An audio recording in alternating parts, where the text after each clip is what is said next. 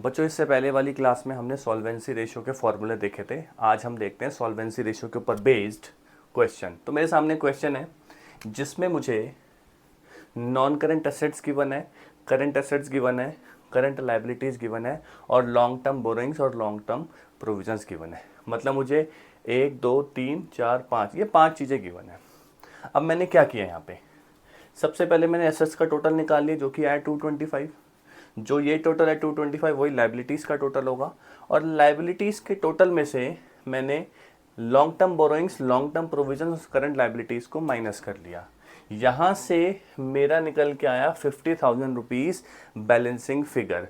और liability side पे एक चीज़ मिसिंग थी, क्या? Share holder fund. तो मैंने उस बैलेंसिंग फिगर को क्या नाम दे दिया? Share holder fund. तो यहाँ पे मेरी पूरी बैलेंस शीट का फ्रेमवर्क तैयार हो जाता है। अब जैसे ही आपकी बैलेंस शीट बन जाएगी तो सॉल्वेंसी रेशो जो मेन उसके फॉर्मूले थे इजीली आपके कैलकुलेट हो जाएंगे। ठीक है, देखते हैं वन बाय वन। सबसे पहला था debt to equity ratio. Debt का मतलब मैंने आपको बताया था प्रीवियस वाली वीडियो में, लॉन्ग टर्म बोरोइंग्स और लॉन्ग टर्म प्रोविजंस। तो टोटल कितना हुआ? 150 ले लिया, 150। उसके बाद इक्विटी, इक्विटी में मैंने आपको बताया था शेयर होल्डर फंड कितना? 50 ले लिया। और फॉर्मूले के हिसाब से होता है डेट अपॉन में इक्विटी, तो 150 अपॉन में 50। The answer is 3:1। नेक्स्ट वाली में चलते हैं। नेक्स्ट वाला फॉर्मूला था हमारा total asset to debt ratio. Formula है total asset to debt ratio. Total assets upon में डेट। टोटल एसेट कहां से मिलेगा मेरे को? बैलेंस शीट के टोटल से। ले लिया मैंने कितना? 225। और डेट का मतलब क्या है? सेम वही, क्या? लॉन्ग टर्म बोरोइंग्स प्लस में लॉन्ग टर्म प्रोविजंस। तो मेरा टोटल कितना आ गया? 225 अपॉन में 150 एंड द आंसर इज 1.5:1। तीसरा रेशो है प्रोप्राइटरी रेशो। प्रोप्राइटरी रेशो का फॉर्मूला क्या है? शेयर होल्डर फंड अपॉन में total assets.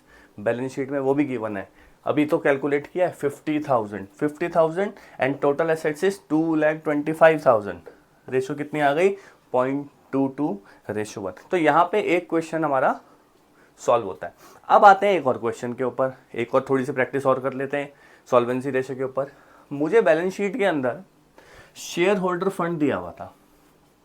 Share holder fund के अंदर क्या क्या आता है? Equity share capital, reserves and profit and loss. ये लिखा है प्रॉफिट एंड लॉस। ये भी शेयर होल्डर फंड का क्या होता है? पार्ट होता है, क्योंकि ये पैसा भी किसका होता है?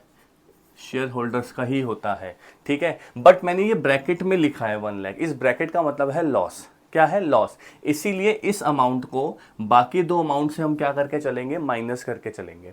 तो इस हिसाब से मेरा शेयर होल्डर फंड कितना बना? 15 + 10 - 1 कितना बना? टोटल 24 लाख बना। ठीक है, उसके बाद नॉन करंट लायबिलिटीज क्वेश्चन में गिवन है। नॉन करंट लायबिलिटीज में देखो क्या क्या कवर है? 6% डिबेंचर्स और हमने बैंक से लोन लिया हुआ है 7 लाख रुपीज का। तो टोटल लॉन्ग टर्म लायबिलिटीज कितनी हो गई हमारी? 17। करंट लायबिलिटीज 4 लाख रुपीज हमको क्वेश्चन के अंदर गिवन थी। और अगर हम दूसरी साइड देखें तो हमको गुडविल दे रखी है 5 लाख रुपए की, अदर नॉन करंट एसेट्स दे रखी है 22 लाख की और करंट एसेट्स दे रखी है 18 लाख की। यहाँ पे एक बार मैंने चेक कर लिया कि लायबिलिटीज और एसेट्स का टोटल आ रहा है, कहीं कुछ बैलेंसिंग फिगर तो नहीं बच रही। यहाँ पे कहीं पे भी कुछ बैलेंसिंग फिगर नहीं बच रही, दोनों का टोटल सेम आ रहा है। अगर मेरी बैलेंस शीट तैयार है तो मैं सॉल्वेंसी रेशियो को इजीली कर पाऊंगा। चलिए जी, पहला formula debt to equity ratio. Debt to equity, debt के लिए क्या उठाते हैं? Non current liabilities. कितना? 10 + 7 17, 10 + 7 17। और इक्विटी के लिए क्या उठाते हैं? Share holder fund. तो शेयर होल्डर फंड मेरा कितना निकला? 24। तो मेरा आंसर क्या आया? 0.71:1। दूसरा फॉर्मूला आता है total asset to debt ratio. Total asset balance sheet में देखो जी, टोटल एसेट ये रहा 45 लाख। न्यूमरेटर में फॉर्मूले में 45 लाख आ गया। उसके बाद है डेट। डेट का मतलब क्या है? वही non current liability. Non current liability कितनी लूंगा? 10 + 7 कितना क्या? 17। Answer is 2.65:1। लास्ट में आती है प्रोप्राइटरी रेशो।